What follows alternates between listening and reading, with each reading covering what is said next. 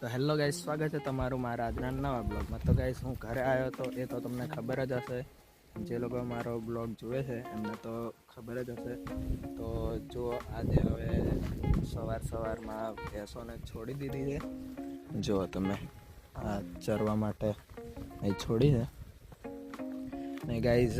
આજે સવારમાં જો વાતાવરણ કેવું છે, એકદમ વાદળ કાળા કાળા થઈ ગયા છે અને વરસાદ આવે એવું લાગે છે। કંઈ કહેવાય નહીં, વરસાદ આવી પણ શકે અને ના પણ આવે, પણ જોઈએ હવે જે થાય। તો હવે આ ભેંસોને ચરવા માટે છોડી છે। જુઓ તમે,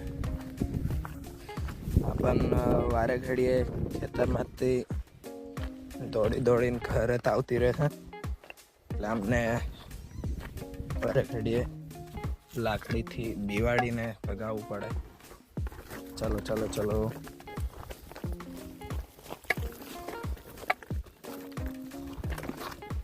તો ગાઈઝ, તમારા ઘરે ભેંસ છે કે નહીં એ તમે જરૂર કમેન્ટમાં જણાવજો।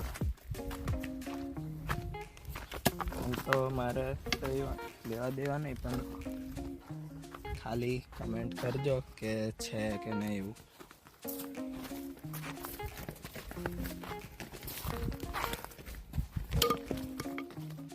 ચલો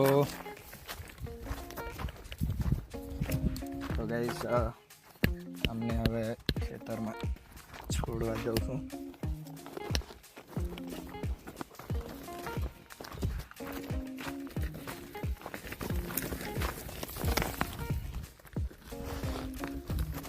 તો ગાઈસ, હું ઘણા ટાઈમથી વિચારતો હતો કે લાંબો વિડીયો શૂટ કરું। તો ગાઈસ, આજે મોકો છે કે એક લોંગ વિડીયો પણ શૂટ કરી લઉં।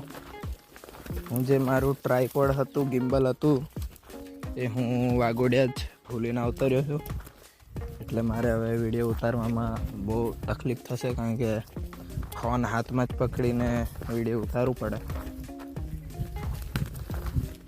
એ ટ્રાયપોડ હોય તો થોડું રાહત મળે, કારણ કે ફોનને વધારે એ કરવાની જરૂર નહીં,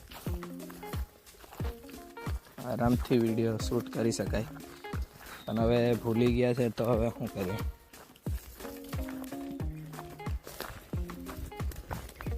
ગાઈસ, આ જુઓ કેરીઓ લાગી, ને આ જુઓ કેટલી દોડી આ પાછળ રહી ગઈ એટલે દોડીને જ આવે પછી। તો ગાઈસ, આ બાદ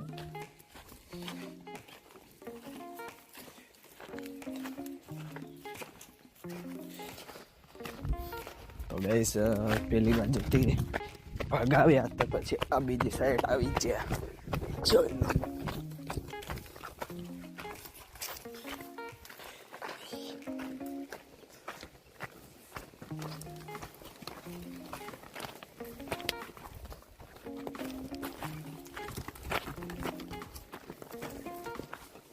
તો ગાઈસ, અમને એકદમ છે ને દૂર મૂકી આવીએ એટલે પછી અમને આવતા છે ને વાર લાગે એવું।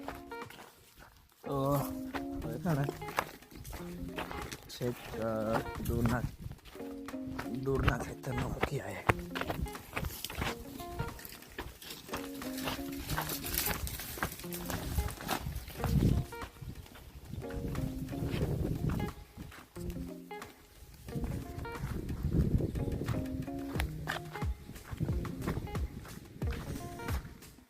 એમ થોડી વારમાં તડકો લાગે, પછી પાછું વરસાદનું વાતાવરણ થઈ જાય, પછી આ વાતાવરણ વારે ઘડીએ બદલાતું રહે છે, કંઈ ખબર નહીં પડતી કે ચાલી રહ્યું છે।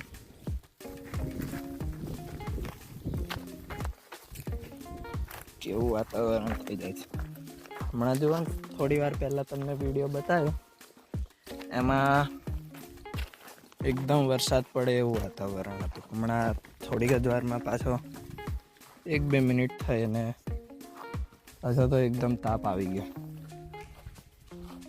ચલો આ બધું હોય ચરવાનું છે, પણ પહેલાં દૂર મૂકીએ એટલે પછી ત્યાંથી ચરતા ચરતા આવશે.